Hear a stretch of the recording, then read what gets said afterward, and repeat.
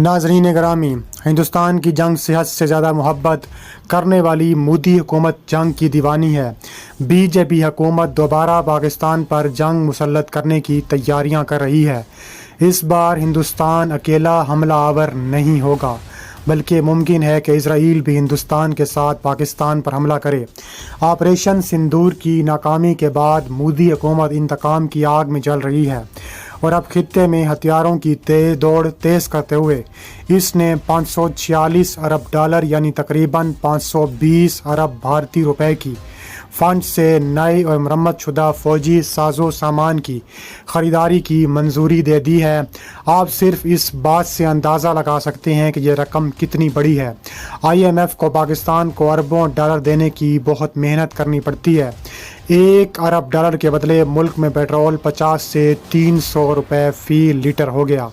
بجلی اور گیس کی سبسڈی ختم ہونے کے بعد ہر چیز کی قیمتیں دوگنی ہو گئیں اور ملک میں مہنگائی کا طوفان آ گیا، اور ہندوستان تقریباً $5.5 ارب کے anti drone systems, electronic warfare, surface to air medium range missile اور سب سے اہم بات ٹاپ کون jet based kamikaze drone systems خریدنے جا رہا ہے۔ ہندوستان کی یہ تمام تیاریاں اس بات کا واضح ثبوت ہیں کہ مودی اور کمپنی اپنی پارٹی کے نام پر زار اعظم کی تیاری میں مصروف ہے۔ اس کے علاوہ صرف اس ظلم کو دیکھو، یہ خریداری کب مکمل ہوگی اور کہاں سے کی جائے گی، اس پر خاموشی ہے، لیکن اس جنگ جیسی خریداری کا وقت خطے میں امن کے بارے میں سوالات اٹھا رہا ہے۔ نئی دہلی میں بیٹھے حکمران بھول گئے ہیں کہ پاکستان غافل نہیں ہے۔ اگر وہاں جنگ کا جذبہ ہے تو یہاں ملک کا دفاع کرنے کا جذبہ اور جدید ٹیکنالوجی کا جواب پہلے سے تیار ہے۔ پاکستانی فوج کی راکٹ فورس کمانڈ نے پچھلے 1 سال میں وہ حاصل کر لیا ہے جس نے دشمن کے کیمپوں میں دہشت پھیلا دی ہے۔ فتح سیریز کے ہتھیاروں پر جس رفتار اور مکمل طریقے سے کام کیا گیا ہے، اس کی کوئی مثال نہیں۔ فتح 1 سے لے کر اب فتح 5 تک جدید ہتھیار سسٹم اس بات کی گواہی دے رہے ہیں کہ پاکستان اپنی سیکیورٹی پر کوئی سمجھوتا نہیں کرنے والا ہے۔ دوستو، ہم سب جانتے ہیں کہ راکٹ فورس کا اصل مقصد دشمن پر بھاری ضربے لگانا، طویل فاصلوں سے نشانہ مارنے کی صلاحیت رکھنا ہے۔ یہی وجہ ہے کہ 140 کلومیٹر کی رینج سے شروع ہونے والا سفر فتح 1 سے فتح 2 کے بعد فتح 5 تک پہنچ گیا ہے۔ یہاں ایک بات اہم سمجھنا ضروری ہے کہ نئی اور طویل رینج میزائل سسٹمز پاکستان کی دفاعی صلاحیتوں کو ناقابل تسخیر بنا رہے ہیں۔ اس کے ساتھ فوج میں مختلف قسم کے ہتھیاروں کی کثرت بھی ایک بڑا چیلنج لے کر آتی ہے۔ جتنے زیادہ متنوع اور مختلف سسٹمز ہوں گے، انہیں مینٹین، تعینات اور آپریشنل کمبیٹ میں مینیج کرنا اتنا ہی پیچیدہ ہوتا جائے گا، لیکن پاک فوج نے اس کا بھی انتظام کر لیا ہے۔ ہندوستان کے $5 ارب مالیت کے زائد ہتھیاروں کو کیسے غیر مؤثر کیا جا سکتا ہے؟ پاکستان نے اپنے نئے فتح سیریز میزائل کے تجربے کے ذریعے ہندوستان کو کیا پیغام دیا ہے؟ ناظرین، جب مرکز حق کے دوران ہندوستان نے پاکستان پر ڈرون فائر کیے تو پاکستانی فوجی قیادت نے ڈرونز اور راکٹ فورس کمانڈ کی اسٹریٹجک اہمیت کو محسوس کیا۔ یہی وجہ ہے کہ جنگ کے بعد ایک الگ راکٹ فورس بنائی گئی اور اس فورس نے پچھلے 1 سال میں کمالات کیے ہیں۔ اس کمانڈ فورس کی بدولت پاکستان نے فتح سیریز میزائلوں پر بہت کام کیا ہے۔ دوستو، فتح 2 لے لو یا پاکستان کا خود تیار کرتا ایک انتہائی ورسٹائل میزائل ہے۔ اس کی درستگی یعنی ایکوریسی انتہائی بہترین بتائی جاتی ہے۔ پاک فوج کی حالیہ تربیت مشقوں میں اس نے تقریباً بہترین نتائج دیے۔ یہاں اس کا CEAP 5 میٹر سے کم تھا، جبکہ اس کی موجودہ رینج تقریباً 400 کلومیٹر ہے۔ اب کچھ اشارے سامنے آ رہے ہیں کہ پاک فوج فتح 2 کی رینج کو مزید بڑھانے پر کام کر رہی ہے اور ممکن ہے کہ اسے موجودہ 400 کلومیٹر سے بڑھا کر 800 سے 1000 کلومیٹر تک پہنچا دیا جائے۔ اس سلسلے میں GDISPR جاری کردہ کچھ تصاویر ان کی ویب سائٹ پر موجود ہیں۔ ان تصویروں میں ایک عام فتح 2 میزائل نظر آتا ہے، لیکن اس کے برعکس پچھلے حصے میں ایک اضافی بوسٹر لگا دیا گیا ہے۔ اس کے علاوہ کسی بھی میزائل میں اضافی بوسٹر لگا کر اس کی رینج کو نمایاں طور پر بڑھایا جا سکتا ہے۔ جس کے نتیجے میں اس کی موجودہ 400 کلومیٹر رینج تقریباً 800 سے 1000 کلومیٹر تک بڑھ سکتی ہے۔ اس طریقے کا سب سے بڑا فائدہ یہ ہے کہ اس رینج کو حاصل کرنے کے لیے مکمل طور پر نیا ہتھیار سسٹم بنانے کی ضرورت نہیں پڑتی، بلکہ موجودہ ہتھیار سسٹم زیادہ مؤثر ہو جاتا ہے، جبکہ فوجی نظام غیر ضروری پیچیدگیاں بھی اس میں پیدا ہو نہیں سکتی۔ فتح 2 پہلے ہی پاکستان کے تمام سسٹم سے منسلک ہے، تو اس میں اضافی بوسٹر لگا کر نہ صرف اس کی رینج بڑھے گی بلکہ پاکستانی اداروں کو دوبارہ سسٹم انٹیگریشن کی تکلیف بھی اٹھانی پڑے گی۔ ناظرین، راکٹ فورس کے کچھ طویل رینج اور زیادہ فائر پاور کافی نہیں، بلکہ لاجسٹکس کے لحاظ سے لاگت مؤثر ہونا بھی بہت زیادہ اہم ہے۔ اس لیے اسی عملی دانشمندی کی تعریف کرنی چاہیے، کیونکہ محدود وسائل کے باوجود پاک فوج اور پاکستان کی دفاعی قوتیں ایسے ذہین منصوبوں کے ذریعے اپنے ہتھیاروں کی صلاحیت اور رینج بڑھانے کی کوشش کر رہی ہیں۔ ناظرین گرامی، حقیقت یہ ہے کہ نئی دہلی کے محلات میں بیٹھے حکمران جتنے چاہیں اربوں ڈالر خرچ کر لیں، وہ بنیادی حقیقت بھول رہے ہیں کہ جنگیں صرف مہنگے ہتھیاروں سے نہیں بلکہ فولادی عزم اور سمارٹ عملی دانشمندی سے جیتی جاتی ہیں۔ ہندوستان کی 5.5 ارب ڈالر کی شاپنگ لسٹ میں ڈرونز، الیکٹرانک وارفیئر اور اینٹی ڈرون سسٹم اس میں شامل ہیں، اور پاکستان بہت جلد اس طرح کے مزید میزائل بھی لینے والا ہے۔ ہمارا نیا اور اپ گریڈڈ فتح 2 میزائل اب بڑے ہوئے بوسٹر کے ساتھ 800 سے 1000 کلومیٹر تک رینج رکھتا ہے۔ یہ پاکستان کی ذہانت کا شاہکار ہے۔ اس نے بہت کم لاگت پر ہندوستان کے ارب ڈالر کے انٹیلیجنس نیٹ ورک اور نام نہاد سیکیورٹی بجٹ کو مکمل طور مفلوج اور غیر مؤثر کر دیا ہے۔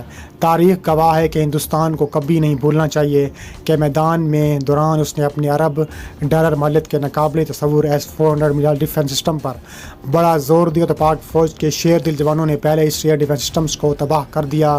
جب دنیا کا سب سے مہنگا اور تیز ترین سمجھا جانے والا روسی ایئر ڈیفنس سسٹم پاکستان کی فوجی طاقت کے سامنے نہیں ٹھہر سکا، تو یہ نئے 5 ارب ڈالر کے کھلونے، ڈرونز اور دفاعی سسٹم فتح سیریز کی بجلی کی رفتار اور کالی ضرب کا مقابلہ کیسے کریں گے؟ یہ مہنگے ہتھیار پڑے رہ جائیں گے، کیونکہ فتح میزائل کی جادوئی درستگی، اس کا 5 میٹر سے کم CAP اب اس کی دگنی رینج نے پہلے ہی دشمن کے ہر دفاعی ہتھیار کو بے نقاب اور غیر مؤثر کر دیا ہے۔ اس کے علاوہ جیسے ہی ملک کی تدفین کے GHQ اور ہائی کمانڈ سے اوور کے سگنل ملے، پاک فوج کی راکٹ فورس کمانڈ فورس دشمن پر میزائلوں اور گائیڈڈ راکٹس کی ایسی خوفناک بے رحمانہ اور مسلسل بوچھاڑ برسائے گی کہ دہلی اور ممبئی کے کنٹرول رومز میں بیٹھے سازشوں کو رد عمل کا موقع نہیں ملے گا، چونکہ مودی کے پیروکار اپنے تمام روایتی ہتھ کنڈے اور حکمت عملیاں بھول جائیں گے۔ سر پکڑنے کی بھی جگہ نہیں ملے گی، منہ چھپانے کی بھی جگہ نہیں ملے گی، اور آسمان سے برسنے والے فتح کے اس قیامت نے ان کے اربوں ڈالر کے نئے نیٹ ورک کو سیکنڈز میں راک میں تبدیل کر دیا ہے۔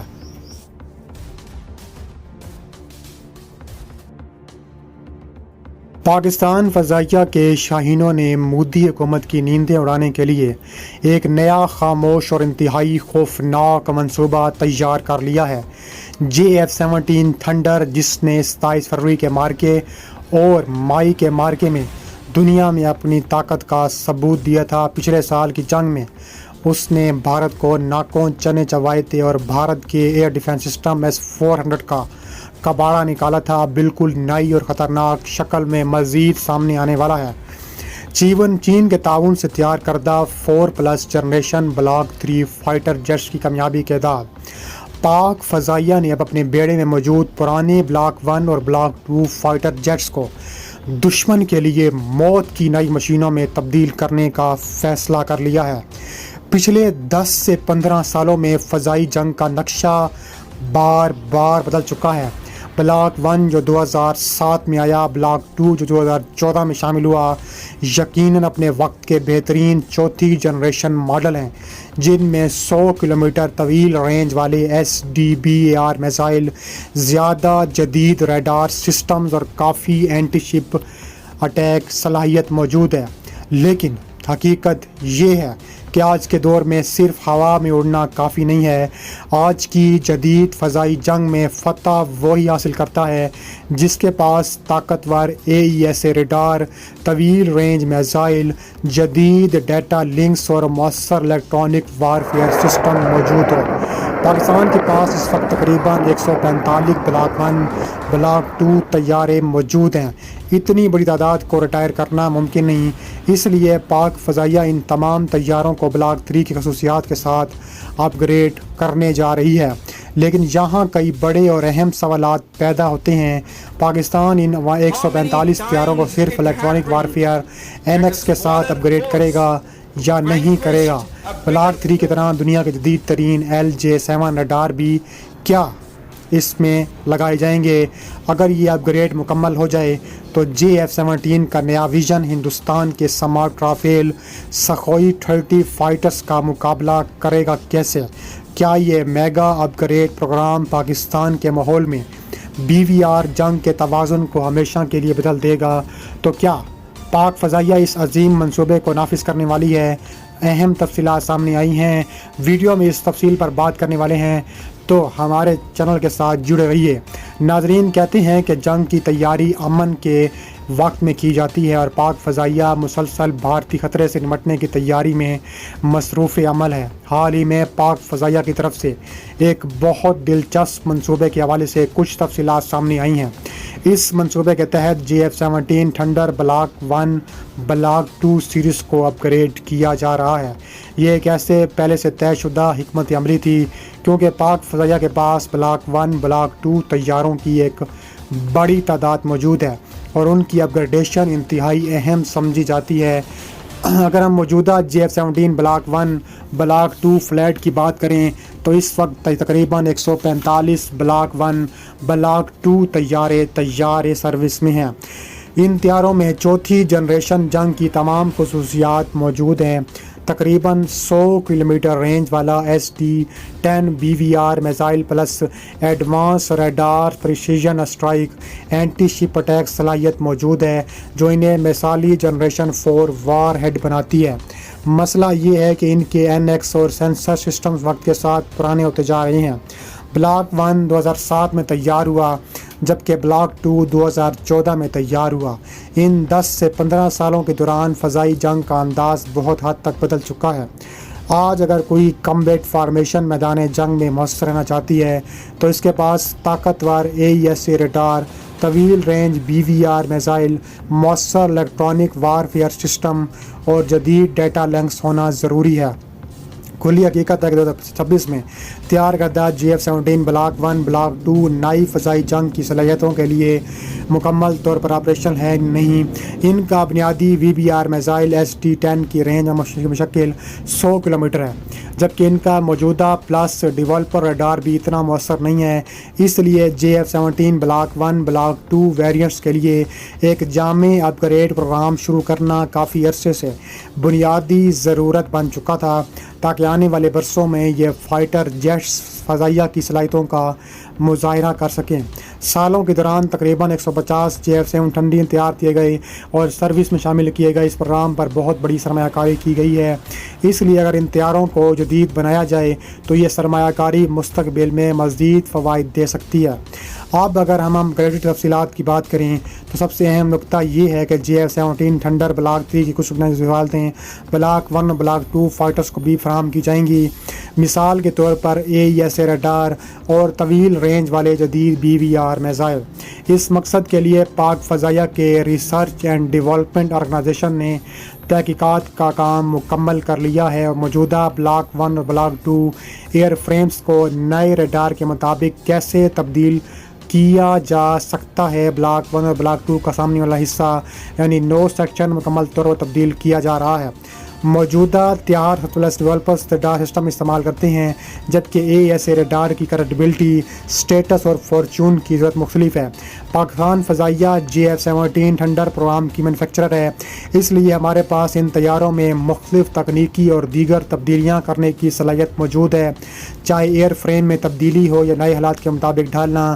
PAC کے ساتھ یہ تمام کام مقامی سطح پر کرنے کی صلاحیت ہے، اس لیے پاکستان ایئروناٹیکل کمپلیکس اس وقت تمام اپ گریڈ ملک کے اندر کر رہا ہے۔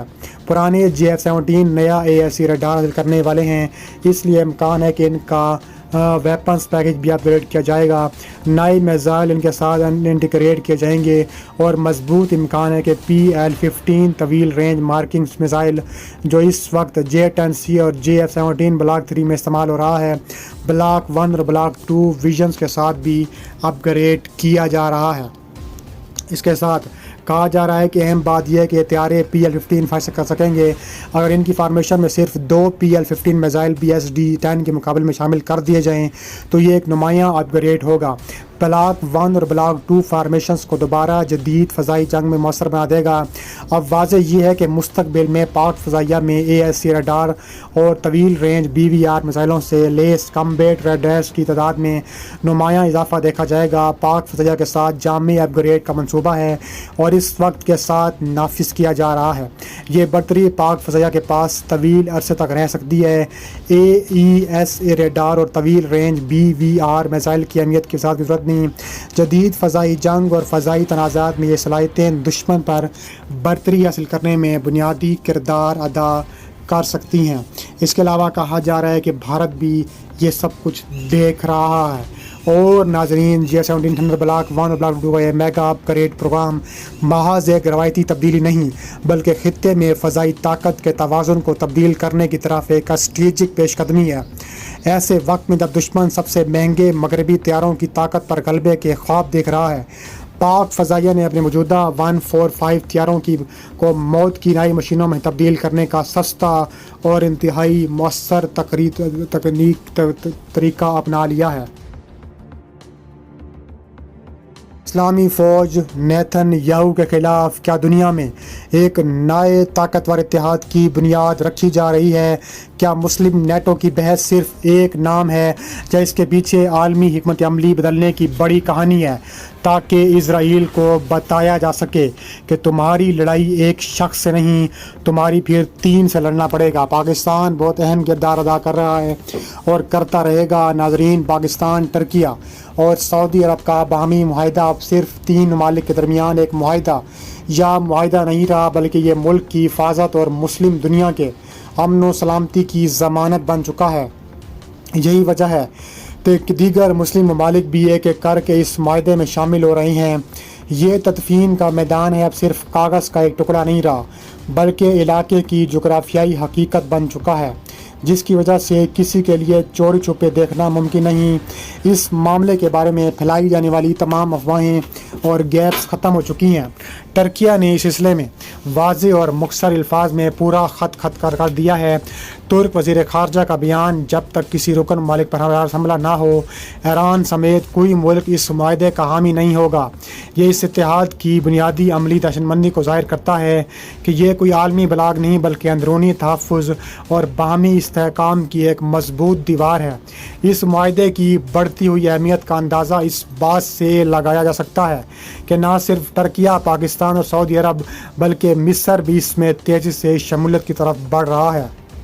رپورٹس کے مطابق ایران بھی امریکہ کے ساتھ معاملات طے ہوتے ہیں تو اس ڈیٹ ڈیفینڈنگ معاہدے کا حصہ بننے کو تیار ہے. ایرانی اسپیکر باقر کالیباف خصوصی مہمان ہوں گے. عباس عراقچی 14 اگست کو ہونے والی مرکزی تقریب میں موجود ہوں گے. یہ اس بات کا واضح ثبوت ہے کہ یہ اتحاد خطے میں تناؤ کی بجائے سفری اور دفاعی کام کے نئے باغ کو روشن کر رہا ہے. اگر ہم اس معاہدے کے تکنیکی اور آپریشنل فریم ورک کو دیکھیں تو یہ نظام بڑی حد تک نیٹو کے قائم کردہ طریقہ کار سے ملتا جلتا ہے جس کے تحت وزارت خزانہ کی ایک باضابطہ کمیٹی اور ایک آزاد جنرل سیکریٹریٹ قائم کیا جائے گا. ترکیہ جو نیٹو کی دوسری بڑی فوجی طاقت ہے، پاکستان جو جوہری صلاحیت اور پیشہ ور فوج ہے، سعودی عرب جو معاشی طور پر مضبوط ہے کا ایک ہی صفحے پر موجود ہونا اس بلاک کی طاقت کو کئی گنا بڑھا دیتا ہے. اس اتحاد کی سیکیورٹی اور عملی و نشمندی محض زبانی جمع خرچ تک محدود نہیں رہے گی بلکہ اب تینوں ممالک کی آوازیں ایک دوسرے کو جگہوں پر ایک کے بعد ایک پوسٹ کی جائیں گی، بالکل اس طرح جیسے پاکستانی فضائیہ کے اسکواڈرنز پہلے ہی سعودی عرب میں موجود ہیں. اسی خطوط پر بہت جلد ٹرکش فوج کا ایک بڑا دستہ سعودی عرب میں تعینات کیا جائے گا، جس کے بعد مسلسل اور مشترکہ فوجی مشقوں کا سلسلہ شروع ہوگا تاکہ تینوں افواج کے درمیان جنگی صلاحیتوں تکنیکی مطابقت کو اعلیٰ ترین سطح پر لایا جا سکے۔ ناظرین، اس پورے دفاعی فریم ورک کا سب سے اہم اور انقلابی پہلو اس کا معاشی ماڈل دفاعی صنعت پر اس کا اثر ہے، بالکل اسی طرح جیسے نیٹو کے اندر امریکہ کے سب سے بڑے مالی پارٹنر برداشت کرتا ہے۔ اس نئے مسلم دفاعی اتحاد میں بنیادی فنڈنگ اور مالی اخراجات سعودی عرب سنبھالے گا۔ یہ پہلو خاص طور پر پاکستان کے لیے گیم چینجر ہے، کیونکہ ہماری فوج کے کئی اہم اور نئے منصوبے اکثر بجٹ کی کمی اور مالی مشکلات کی وجہ سے ملتوی ہو جاتے تھے۔ اب سعودی فنڈنگ کی وجہ سے پاکستان اور ترکیہ کے دفاعی ادارے اعلیٰ معیار کے ہتھیاروں، جدید اسٹیلتھ وارفیئر سامان، جسمانی دفاعی سسٹمز پر مل کر کام کریں گے۔ انہیں بڑے پیمانے پر تیار کیا جائے گا۔ یہ معاہدہ پاک فوج کے لیے فنڈنگ کے مسئلے کو ایک بار پھر ہمیشہ کے لیے حل کر سکتا ہے۔ نتیجتاً فوجی مقاصد کے لیے ہتھیار حاصل کرنے میں تاخیر اب تاریخ کا حصہ بن جائے گا۔ جیسے جیسے یہ تین قومی اتحاد اپنی آپریشنل صلاحیتیں، مشترکہ پیداوار، فوجی صلاحیتیں دنیا کے سامنے پیش کرے گا، یہ نہ صرف اپنی علاقائی بالادستی قائم کرے گا بلکہ دیگر مسلم اقوام کے لیے اپنے مضبوط دفاعی چھتری کے نیچے آنے کا راستہ بھی ہموار کرے گا۔ ناظرین، میں آپ کے ساتھ ایک اور پیش رفت شیئر کرتا ہوں کہ حال ہی میں پاک فوج نے جنوبی پنجاب کے سہارا میں ایک بڑی زمینی جنگ مشقیں شروع کی۔ پاک فوج کے آرمڈ کور اور پاک آرمی ایویشن کور نے اس میں حصہ لیا۔ مختلف اقسام کے آرمڈ آپریشنز یعنی ٹینکوں کا استعمال کرتے ہوئے مختلف آپریشنز کیے گئے، جبکہ پاک آرمی ایویشن کا کام ظاہر ہے قریبی جسمانی تحفظ فراہم کرنا تھا۔ یہاں مختلف صلاحیتوں کو حقیقی جنگ کے ماحول میں آزمایا گیا۔ اگرچہ پوری مشق کا زیادہ فوٹیج جاری نہیں کیا گیا، لیکن پہلی بار پاکستان میں فوج کے Z-10M ہیلی کاپٹر کے ساتھ ایک ماس ماؤنٹڈ ریڈار دیکھا گیا۔ اس سے پہلے چین کے Z-10M ہیلی کاپٹر کے ساتھ ماس ماؤنٹڈ ریڈار کا فوٹیج کا سامنا ہے، لیکن یہ پہلی بار ہے کہ ریڈار سیٹ اپ پاک فوج کی فوجی مشق کے دوران کیا گیا۔ ISPR کی جاری کردہ ویڈیو میں پاک فوج کا الخالد ٹینک بھی دیکھا جا سکتا ہے، جو اس بات کی طرف اشارہ کرتا ہے کہ پاک فوج نے ملی میٹر ویو ماس ماؤنٹڈ ریڈار کے اس سسٹم کو جنگی ٹینکوں میں تعینات اور استعمال کرنا شروع کر دیا ہے، جبکہ Z-10ME کی اپ گریڈ بھی یہاں آزمائی اور تصدیق کی جا رہی ہے۔ ماس ماؤنٹڈ ریڈار یا ملی میٹر زیرو ریڈار ہیلی کاپٹر کے ریڈار یعنی ماس پر نصب کیا جاتا ہے۔ یہ جدید ہیلی کاپٹرز کے لیے سب سے دلچسپ اور اہم صورتحال میں سے ایک ہے، خاص طور پر آج کے جدید ترین اٹیک ہیلی کاپٹر طویل رینج والے ہتھیار لے کر چلتے ہیں جو لائن آف سائٹ سے باہر کی اشیاء کو بھی نشانہ بنا سکتے ہیں۔ بیونڈ لائن آف سائٹ کا مطلب یہ ہے کہ ہیلی کاپٹر کے دیگر سینسر اس پوائنٹ کو براہ راست دیکھ نہیں پاتے یا پتہ نہیں لگا سکتے۔ عام طور پر ایسے اہداف کئی کلومیٹر کے فاصلے پر ہوتے ہیں۔ اس کے علاوہ کہا جا رہا ہے کہ پاکستان بھی تیار ہے۔ فوجی تیاری کے لحاظ سے یہ فاصلہ 100، 150 یا 200 کلومیٹر بھی ہو سکتا ہے، جہاں طویل range air to air missile استعمال کی جاتے ہیں، لیکن اٹیک ہیلی کاپٹرز کے معاملے میں زیادہ ایئر ٹو ایئر حملے نہیں ہوتے۔ یہاں بنیادی ٹاسک ایئر ٹو گراؤنڈ اہداف کو نشانہ بنا سکتی ہے۔ اگر ہم Z-10M کی بات کریں تو یہ سسٹم CM-505 KG میزائل کے ساتھ آتا ہے، جو ایک beyond sight line anti tank guided missile ہے اور تقریباً 25 کلومیٹر کی رینج رکھتا ہے۔ یہاں مسئلہ یہ ہے کہ 25 کلومیٹر کے فاصلے پر ہیلی کاپٹر کے بازو کے سینسر ہدف کا پتہ نہیں لگا سکتے۔ ہیلی کاپٹر کی ناک پر موجود فارورڈ لوکنگ انفراریڈ سینسر بنیادی طور پر ہائی ڈیفینیشن کیمرے کی طرح کام کرتا ہے، لیکن یہ اتنے بڑے فاصلے پر واقعی ہدف کو مؤثر طریقے سے نہیں دے سکتا۔ اس لیے اگر آپ 25 کلومیٹر کی مکمل رینج استعمال کرنا چاہتے ہیں یا 20 سے 25 کلومیٹر دور کی شے کو نشانہ جاتے ہیں تو یہ ایک ریڈار کی طرح کام کرے گا۔ اس کے علاوہ کہا جا رہا ہے کہ جب پاک فوج نے ابتدائی طور پر یہ ہیلی کاپٹر حاصل کیے تو اس وقت یہ ریڈار موجود نہیں تھے، لیکن اب اس مشق کے دوران پاک فوج کا ایک Z-10M اپنے ماس ماؤنٹڈ ریڈار کے ساتھ فوجی مشق میں حصہ لیتے دیکھا گیا ہے۔ اور معروضی طور پر بات کریں تو ماس ماؤنٹڈ ریڈار کے اضافے کے بعد Z-10ME ایک مکمل اور زیادہ اٹیک ہیلی کاپٹر محسوس ہوتا ہے۔ اس کے علاوہ کہا جا رہا ہے یہ پاکستان، ترکی اور سعودی عرب کے درمیان یہ اسٹریٹجک اتحاد اور دوسری طرف پاک فوج کی آپریشن صلاحیتوں کی جدید ترین تکنیکی اپ گریڈڈ دونوں اس بات کی گواہی دے رہے ہیں کہ خطے کا دفاعی منظرنامہ اب مکمل طور پر بدل رہا ہے۔ ایک طرف نیٹو درس کا فریم ورک اور سعودی عرب کا تعاون پاک فوج کے مسائل کو حل کرتا ہوا نظر آ رہا ہے۔